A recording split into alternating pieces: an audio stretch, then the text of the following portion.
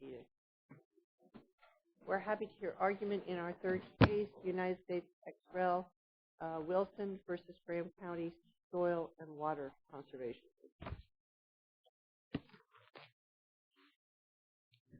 Good morning. May it please the Court. In concluding that the public disclosure bar precluded this action, the Court made three errors. First, it erred as a matter of law in equating a disclosure to the government or government officials with a disclosure to the public. It relied on a single case, the Farmington case, Seventh Circuit decision. No other federal court has adopted the reasoning or the holding in Farmington. In fact, several circuits have ruled to the contrary. Those decisions are supported both by the plain meaning of the text and the legislative history. The legislative history is that in 1986, the 1986 amendments, one of the most important things that the amendments did was to eliminate the government knowledge bar. Up until that time, if the government had knowledge of the fraud, that precluded a Keatham relator from bringing the lawsuit. And basically no lawsuits were effectively brought during that period of time. Now there's billions of dollars recovered every year under the public disclosure bar. In fact, at that time, they had a person in the Department of Justice. All he did was when a Keatham claim came in, he would go and find any evidence of the fraud in the government's files and then move to dismiss the case. So that's why basically there was typically some kind of evidence in the government's files for most of those lawsuits. So they were almost all of them dismissed. So what the Farmington case is holding would basically reintroduce the government knowledge bar. And so the legislative history clearly shows that would be contrary to the purpose of the Keatham statute.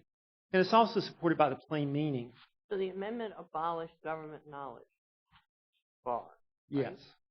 And that amended statute is what applies here. Yes. This is the night. To whom, what government agencies did have knowledge here? Well, with respect to the USDA report, it was law enforcement agencies, basically. It is true that they weren't exclusively federal, but as... And what I was just about to ask you about that. Well, what about that? Well, as the Ramsayer decision holds... Which case? That's the 10th Circuit. 10th Circuit. And this is the Ramsayer decision was relied upon by this court and it's holding in the remand decision. And basically it was saying that doesn't really change the analysis. That here you have the government just having knowledge and it's not out in the public domain. Local government was at issue in that case? It was a state. By the local government? It was a local government entity? It was the state government. Or a state government entity? Yes, it was the state government audit. And the audit had just never been disseminated to the public.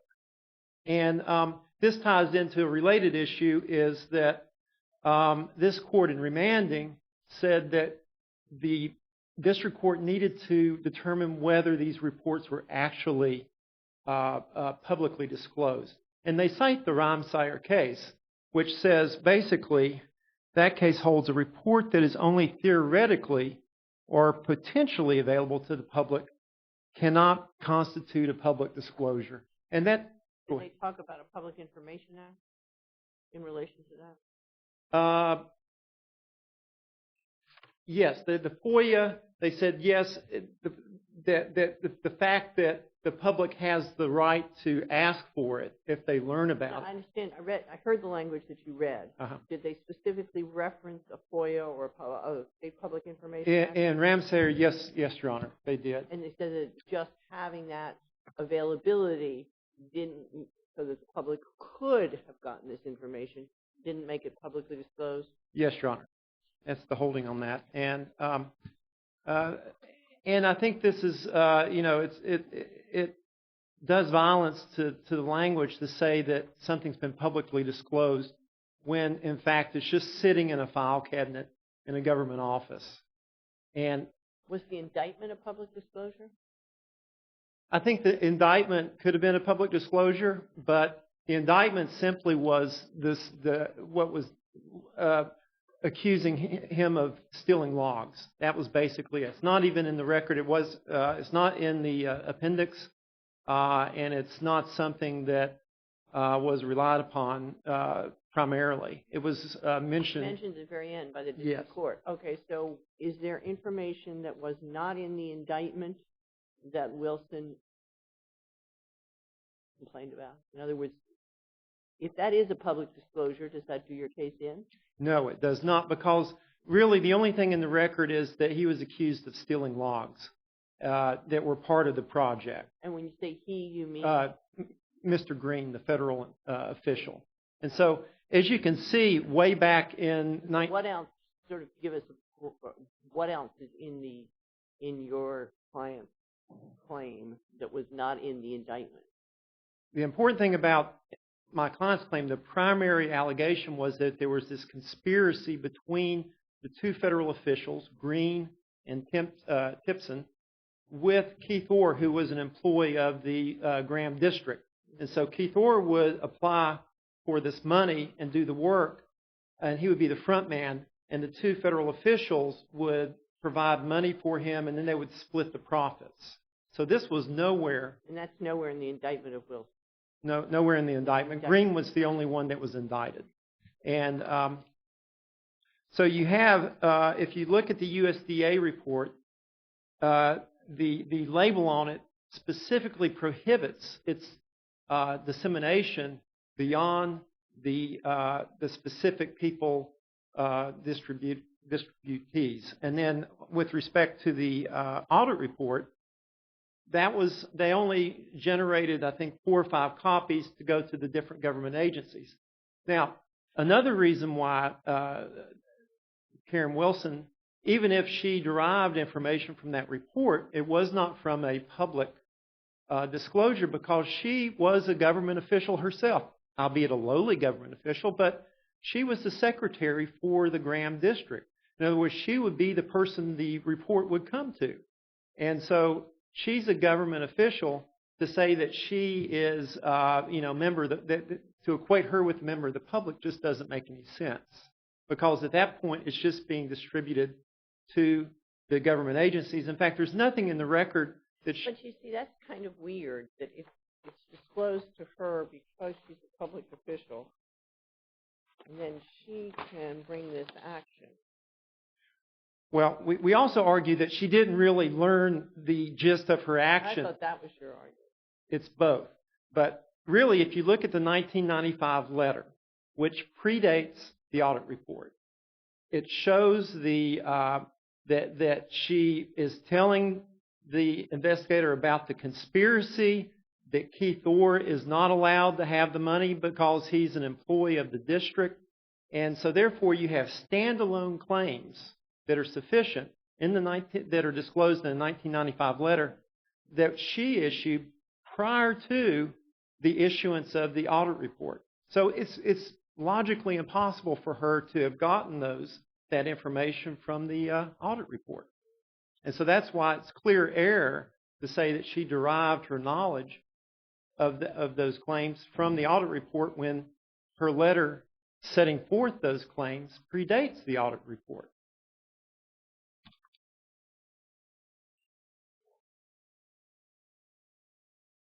The same thing with the USDA report is that she, in her statement, the 1996 statement, it shows that she knew about Green, the federal official, stealing the logs before the USDA report came out.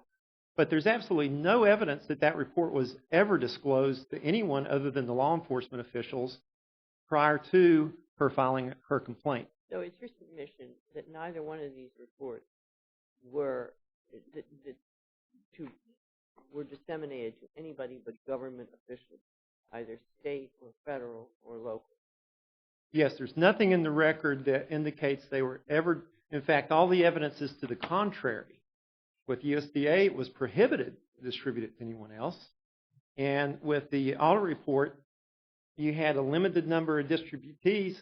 It went into their file cabinets, and there's no evidence it was ever distributed to anyone else other than those agencies. And if the Freedom of Information or Public Information Act request had been made, Yes. somebody might have been able to obtain that report, right? Yes, there's no evidence of that, but also as a government official, she gained her knowledge before she got one of the first copies, before any of those requests could have ever been made.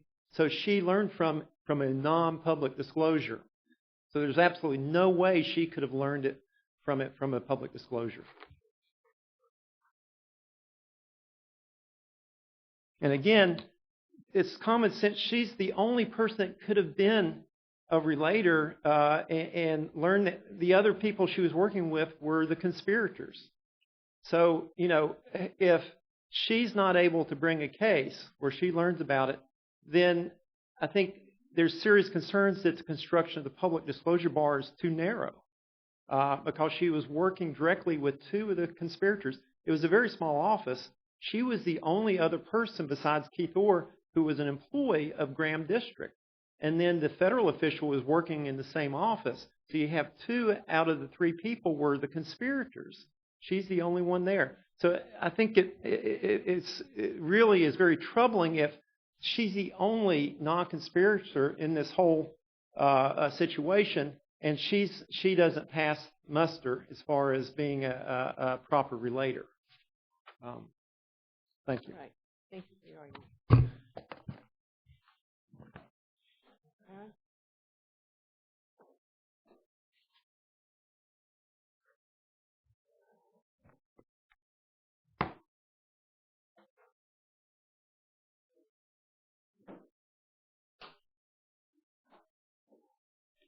Now, your colleague has outlined for us to whom these reports were sent. And is there any basis in the record for changing what he said with respect to that? There's a basis, Your Honor. May I please quote Sean Parent for Graham County and the commissioners. There is a basis for clarifying that. At Appendix 341, Karen Wilson, who again was a district secretary for the Graham District, says, as soon as the audit was available, I requested via North Carolina Public Records request and got a copy of it. Now, to say that Ms. Wilson does not count as a member of the public, that it's a public disclosure because she's employed by the government, I would contend would effectively insulate anybody who's a government employee from being subject to the public disclosure bar. This court has said, this court has not defined what a public disclosure is in the context of a False Claims Act, but lower courts have said generally available to the public, in the public domain, or affirmatively provided to others not previously informed thereof. Ms. Wilson, again, at 341, and as Judge Ridinger found in his order at Appendix 704, she received a copy. That ends the inquiry as to whether or not the Graham County audit report was publicly disclosed. I am not... There's no information in the record that anybody but her requested a copy that you would regard as the public. That's correct. And I think So it's her request for the copy that you think makes this publicly disclosed. Yes, I think that means it's generally available to the public. Yeah, but that's flipping into another argument. I'm asking you if the record here shows that, in fact, anybody else did request. No, you are correct, Judge Motz. The record does not reflect that anybody other than Ms. Wilson requested, although I can... And you reject the argument that one of our sister circuits has said that it doesn't matter if you have a Freedom of Information Act or Public Information Act statute that would have made the information available if nobody would leave aside Graham for a moment, or leave aside Ms. Wilson for a moment, that no one requested the information. You would reject that rationale. I would not reject it, but again, I keep on coming back to the point that the test is whether or not it's equally accessible to the public. The only way Ms. Wilson got a copy of the audit report, I'm not contending the USDA report is the same analysis, but the only way Ms. Wilson got a copy of the Graham County audit was by requesting a copy. It's therefore accessible to the public. If you look at appendix... Well, tell me then how that's different from what I think it's the 11th Circuit said, because it would have been available to the public under a Freedom of Information Act request or a Public Information Act request, right? Yes. And you're saying the fact that it's equally available to the public, you come to the same place, and I'm not sure how you distinguish that case. Well, my recollection, the 11th Circuit case talks about being potentially discoverable. In theory, it may be ensconced in a filing cabinet, and you actually have to request it by a court. We're leaving aside now Ms. Wilson and Yes, her ma'am. getting this information. And so how is this anything other than potentially discoverable by the public, just as it was in those cases? I can't answer that question without coming back to the fact that Ms. Wilson got the report by requesting it. I think in those other cases, they talk about the potential. You need to do a request to FOIA, and they may be ensconced in a dusty filing cabinet. But here, you actually have Ms. Wilson getting a copy of the report. And she got a copy of the report before she made any complaints? Like we did a little timeline? Your Honor, if you do a timeline, The 1995 letter for Right. December 1995, did she have the report then? no, she did not. Your Honor, that letter is at 388, and that letter is important for several reasons. That letter is what? It's important for several reasons, particularly when you get to the issue of whether or not she derived the allegations in her third amendment complaint from the Graham County audit. The reason 388, this letter is important, is what is not in this letter. Ms. Wilson does not mention anything about bidding being required. She does not mention anything about Keith Orr having a conflict of interest. And she's also not specific with the seating. Now, 5 months later, she gets the audit. And again, that's at 378 to 383. What that audit says... She gets it the day it's issued? Your Honor, the testimony in the record is she got it as soon as it was available. The audit was April 26, 1996. She did not give, Your Honor, an exact date when she got it, but it was after April 26, 1996. And it was in 1996. Yes, Your Honor, it was. And if you look at the audit, is remarkably similar to her third amendment complaint. And the reason I say that, the audit has 3 findings. At 383, Mr. Orr was not approved an inspector. 383, there was no bidding for the projects. And 382 to 383, the seating was not actually done. Her third amendment complaint has the exact same allegations as contained in the audit, which was not contained in her 1995 letter to Richard Gallo. That third amendment complaint at Appendix 5031A, or prohibited from doing the work under the Code of Conduct. Number 2, or did not bid for seating or cribbing at Appendix 5031A. And number 3, some of the work certified was not done at Appendix 5131E. So if you talk about a timeline, in December of 1995, she has suspicions. We're not claiming she did not have suspicions. But there's a difference between saying, you know what, you need to look into something, which she did, versus having the information to be, in this case, an original source, which she was not. This court in both Briuru and Ratliff has said a court can look at the remarkable similarities between the public disclosure, the audit, and the third amendment complaint. The only way you get it being a public disclosure of the audit report is that it was given to her. Yes, Your Honor. And she's, in your view, a matter of the public, even though she works for the government. Right? Yes, Your Honor. Yes. The last question before the trial court was whether or not Ms. Wilson was an original source. And there are 3 reasons why Judge Reininger did not err in holding that she was not an original source. The first is her actions before the audit. She was the Graham District Secretary. She made no complaints about conflict of interest, no bidding. In fact, at record 386, she says, in response to a question, what did you tell people prior to the audit? She says, I'm not sure. To some degree, I'm sure I told them about it, but I don't know specifically. Then you have the letter to Mr. Gallo in December of 1995, where she says, most of the time, the SWCD in Graham County has been misinformed and kept in the dark, and none of the figures match because we don't know who was billed for what or why. That's before the audit. Let's look at after the audit. Her statement to Mr. Golick in November of 1996, which is at record 136 to 142. At 139, she tells Mr. Golick that Richard Green never told us about bidding. Well, that was not contained in her letter to Gallo in December, but was contained in the audit and was contained in the third amended complaint. At 139, she tells Mr. Golick, Keith Orr has a conflict of interest.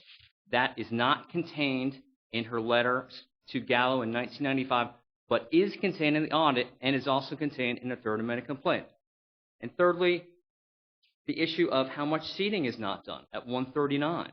Again, that is not contained in her letter to Gallo, but is contained in the audit and in her third amended complaint. Let's look at what the government officials have to say. And this is important because it shows that she derived her allegations not from doing her own research, but from the audit. The government officials all say Elizabeth Caldwell, who is the contract specialist, Howard Chu, who is the engineer, bidding is not required. Keith Orr can do the work. The only information that Keith Orr couldn't do the work because it was a conflict, because of the code of conduct, or because of his job, came from the Graham County audit report. That's the only thing in the record that says that, indicating that her erroneous theory comes from that Graham County audit and not from her own independent research. The trial court was correct in finding that Ms.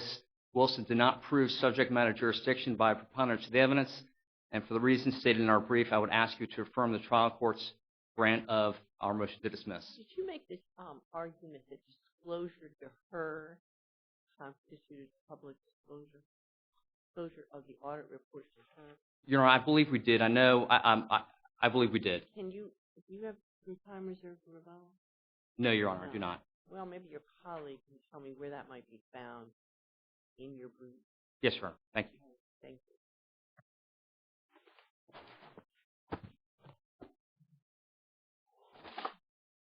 I think we have two people arguing, and then you'll have a chance to rebuttal.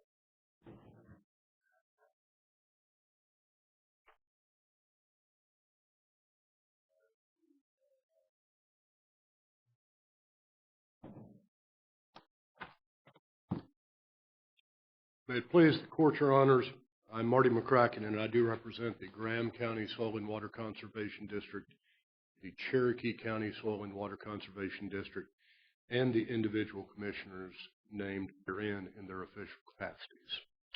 And I can list those folks if you'd like. There's quite a few defendants. Sorry.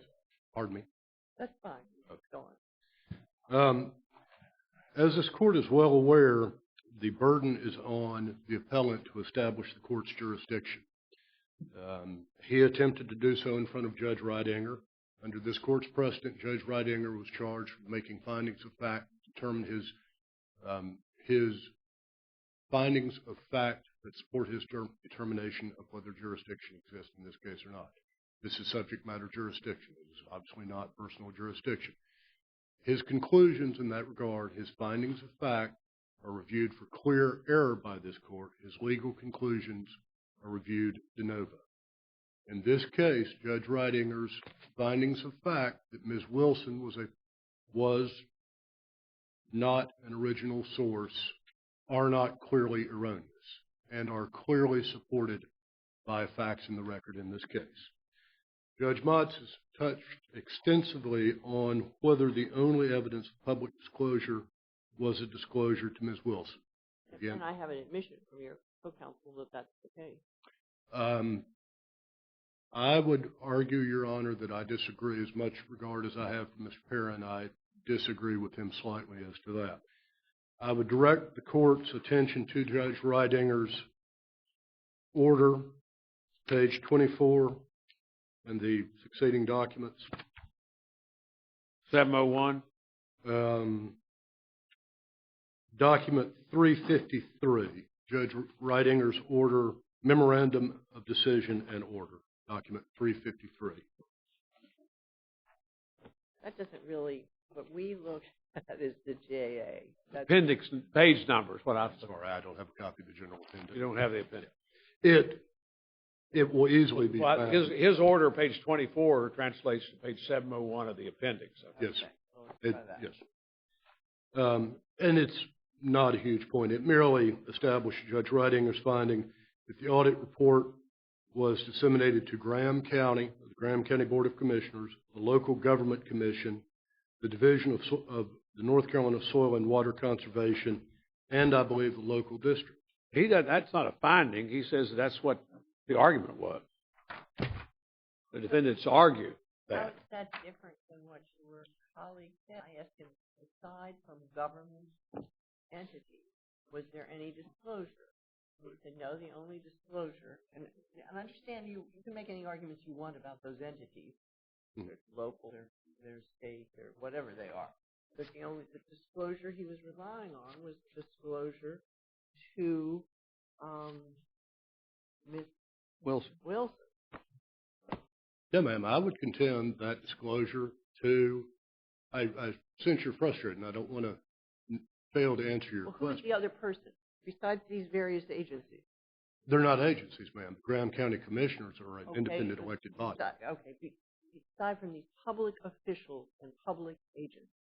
There is no evidence in the record that there was a disclosure to an individual other than Ms. Wilson.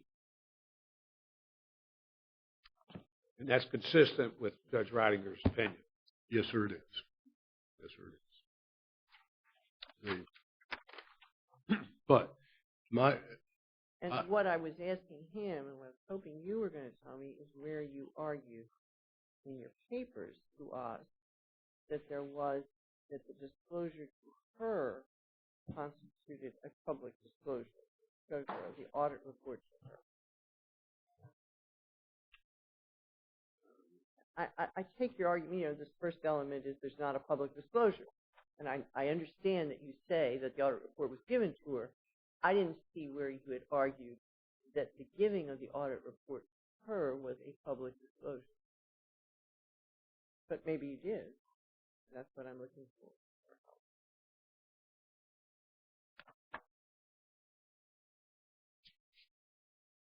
in looking at our brief, I do not see a specific argument to that effect. Thank you. But Thank you. Your colleague can keep looking and you can keep arguing. If you have any late-breaking developments.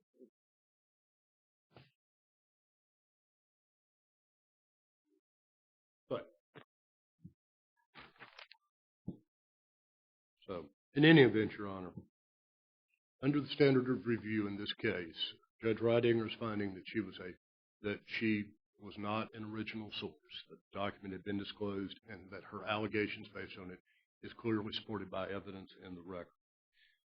Additionally, as I mentioned earlier, I represent the Cherokee County Soil and Water Conservation District.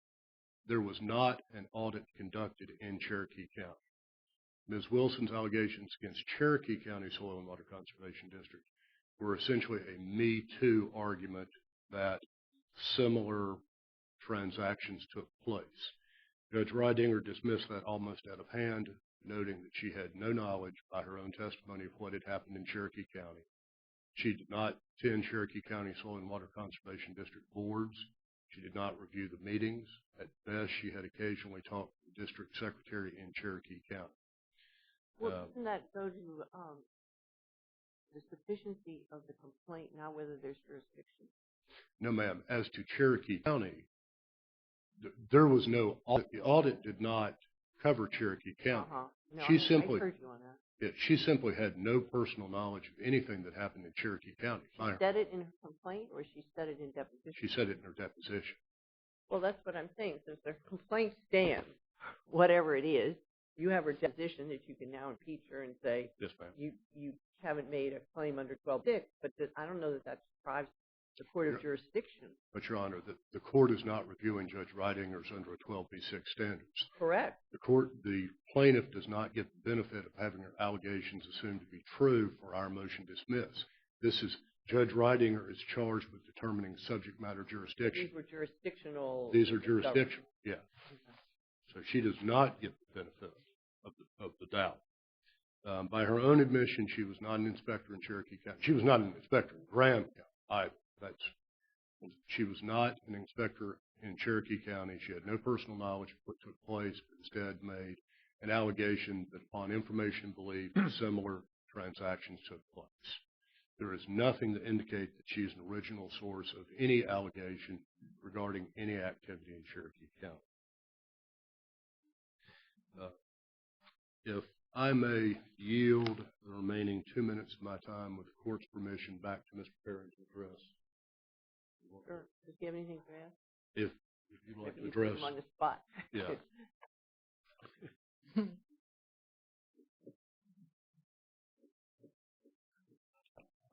Judge Motz, on page 10 of our brief, You okay? it's the second full paragraph. What page? Page 10, Your Honor. 10. Yes, sir.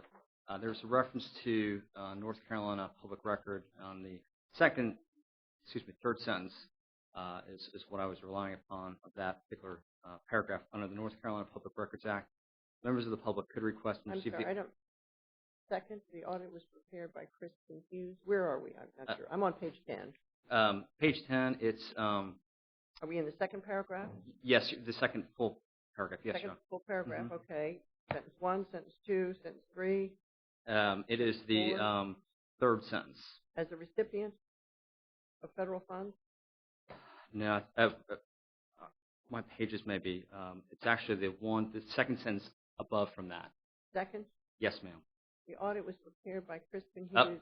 One more sentence up. Under the North Carolina Yes, Public Records. yes. That's where the reference was, Judge Motz, to. Members of the public could request and receive the audit, which the realtor did as soon as it was available.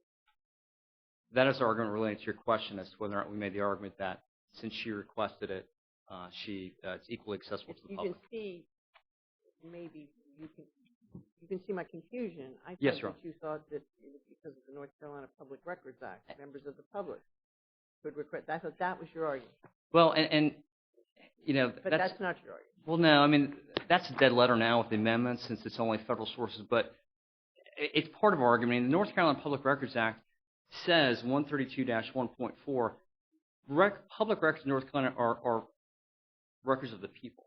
Now, we're not relying solely on that, we're relying on that, plus the fact that Ms. Wilson admittedly requested and got a copy of the audit in her quotes as soon as it was available. Okay, but when you were answering me just now, you said no, you weren't arguing that members of the public could request and receive the audit. That was now a dead letter after the amendment. Yes, That's Your what Honor. you said. Yes. Is that right? Yes. Okay. And by that I'm referring to the North Carolina Public Records Act, since now sources are exclusively federal after the amendments.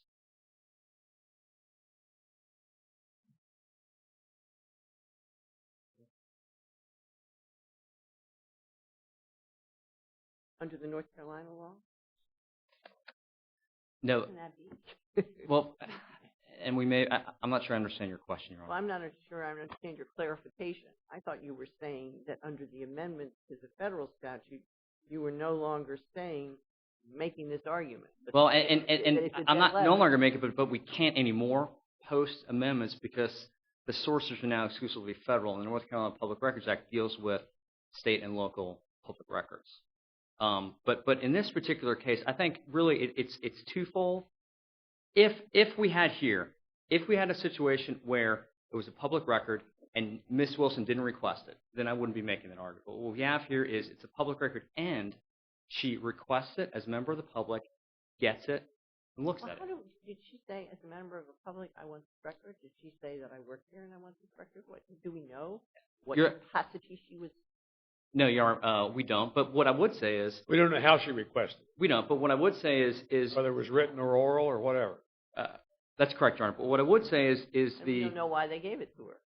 Whether she worked in the office. well, North Carolina. They wouldn't give a report like that unless somebody not that they didn't know, not in the office, made some sort of public information act. Right, and in North Carolina, it's Is mandatory. that right? Would you agree with me on that? Yes, I would. Yeah. Yes, I would. But again, what you have here, I don't know if she got the report, I don't know how she got it, if it was a written request, if it was oral, but I do know she requested it not as a member of the Soil and Water Conservation District, because if that were true, then there was no reason to request it since the audit was actually sent there. She said, I made a request for it as soon as it was available, and I got it. That's the evidence. Okay. I don't think we have. Thank you very Thank much. you. Thanks for your time. Well, what about that argument? Well, if I may clear this up, Your Honor, if I could invite you to direct your attention to page 378. That's the cover letter for the audit reports that were sent to Graham County. Mm-hmm. And if the last sentence talks about they sent the copy for Graham County Soil and Water Conservation District to Graham County. So Ms. Wilson was the custodian of all the Graham District records. And she requested Graham County District, the copy, Graham District's copy from Graham County. That's why she requested it, because she was the custodian of the records, and they had a copy for Graham District there at Graham County, because it was sent there. One copy was designated for Graham District. Do you think she saw this letter and the things when they came in? Is that what you think? I think that she knew there was a copy because this is a very small community. She's talking to Graham County, the people there, all the time. She has to work with them, and that's really the reason she got it right away, is because Graham District, there was a copy specifically for them. She's the custodian for Graham District of all the records. She did not ask for it as a member of the public. Well, yeah, I'm not sure quite how that cuts one way or the other. Suppose that she was, I don't know, a county commissioner, and then she decided to bring this case. So that she was sent a copy of this report. Right. And then she brought this case on the basis of that. The public disclosure bar, the first step is a complete negative. Did the relator get the information, derive it, the knowledge from a public disclosure? At this point, it's not even you can't even say it's a public disclosure, because it hasn't been. It's potentially. No. I'm not so sure. Well, you think that the president of the county council, or whoever is a rightful person that did get this report, it was addressed to that person, and the person got the report, and then they brought this action? Yes. In fact, that they would have a KETAM action? There's closer cases where you have federal employees, and there's a lot of case law And that's they developed. get it because they are federal employees? There's a lot of case law. There's some federal employees Get that the can bring. information because they're federal employees. There's a concern because they're federal employees, but there's case law in some circumstances a federal employee can bring a KETAM action. But here you don't have that concern because they're not a federal employee. So yes, there's no prohibition under the public disclosure bar prohibiting such a person from bringing it. We don't know when she got it or how she got it. Well, it's in the record that she got it just about as soon as the other side has conceded that just about as soon as it was issued, she got a copy. She requested the copy. She requested it and got Yes. it. That's what the record shows. This letter you got is going to Sharon Crisp, who was the Graham County accountant. It wasn't addressed to Ms. Wilson. Right. It was addressed to Graham County, and so she needed. And it's from Crisp Hughes. Is that the same Crisp? That's the. Is that Sharon Crisp? No, that's the accounting firm. Well, she's the accountant, it says. And it's from It her looks- firm to her. Her name is Sharon Crisp. The first name of the accounting firm is Crisp. Is it all the same person? It's not. It's different. In Same fact, that family. came up during the case. The Sharon Crisp is working for the county, Graham County.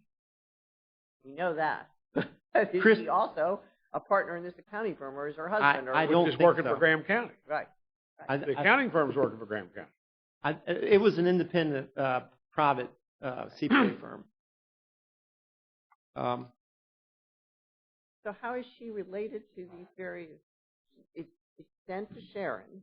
She's not Sharon. 4 copies. Yeah, she was receiving it on behalf of Graham County, is my recollection. Your client was. No, this Sharon Crisp was working for Graham County. She received these 4 or 5 copies. Then my client called up Graham County and said, "Hey, give us our copy," and that's how But she they got sent it. it to a bunch of other people, according to this letter. Well, Sent her 4 copies. They sent a copy to the local government commission, a copy to Donna Muffet, the last sentence and shows another copy to the Graham County Soil and Water District, and a copy to the U.S. Department of Agriculture. the last sentence makes That's about 8 or 9 or 10 copies. the last sentence makes clear that Graham District's copy was sent to Graham County. I'm sending you additional copies for these other entities in case. But Sharon Crisp is the accountant, Yes. Graham County accountant. Doesn't say whether she's an employee of Graham County or a outside accountant, whatever she was. But then it comes from Crisp and Hughes, which is an accounting firm. It sounds like it's the accounting firm. Do we know from the discovery that Sharon Crisp is a county employee? I'm sorry, Your Honor. It's been many years. I don't remember that nuance. My recollection is she is a government official for Graham County.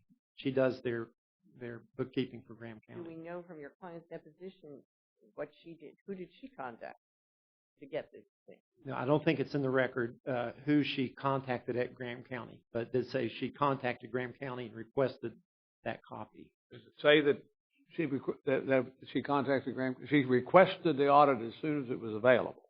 From Graham County. And, she was talking to the auditors during the whole period of time, so it's a very reasonable inference that she knew that Graham District's copy was coming to Graham County, and she needed to request Graham District's copy from Graham County, as the letter shows that was the case.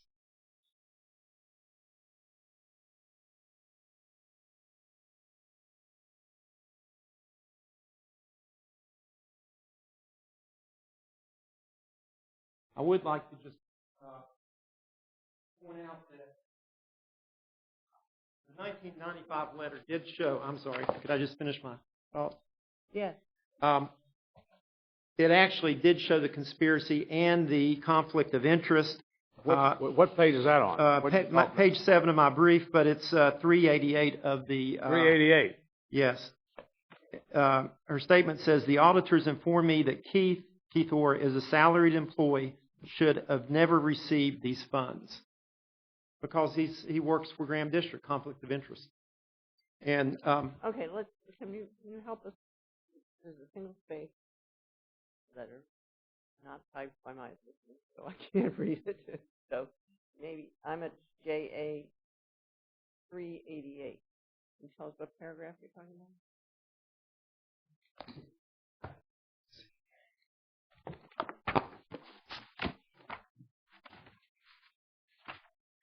Before.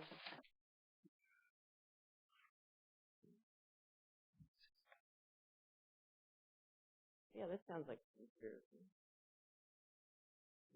The 1, 2, 3, 4th paragraph, right?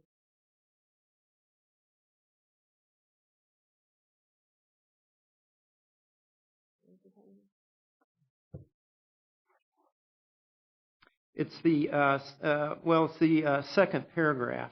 I was told by Keith Orr, and it talks about the conspiracy, dividing the profits, and then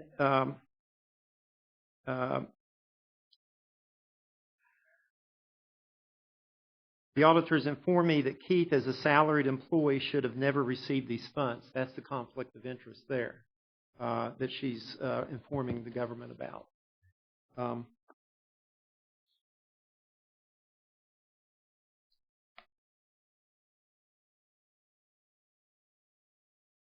And again, there's no assertion that the conversations with the auditors was a public disclosure. No one's arguing that. Okay. What about the argument about the other counties? Okay, in a nutshell, In testimony that she had no information about Cherokee County. in a nutshell, Mr. McCracken is arguing original source, but you never get to original source unless you show that Ms. Wilson derived her allegations from an applicable public disclosure, and then if the answer is yes, then she can still save her case. If she said in deposition that she had no information about Cherokee County. No, Sorry. she gained her information from conversations with her counterpart at Cherokee, which would not have been a public disclosure. It's not one of those sources listed in the statute as a public disclosure. So, Somewhere in her deposition, I'll find out. I will not find her saying, I don't have any information about Cherokee County. correct. She will say that she didn't have necessarily direct information, but she didn't derive the information from a public disclosure. It was from those conversations, and her counterpart shared records with her. And this is something we want to encourage whistleblowers to do, is investigate and bring lawsuits based on an investigation. And that's what she did with Cherokee. Thank you very much. Thank you. Fine. Thank you very much. We will come down and greet the lawyers and then go directly to our last case.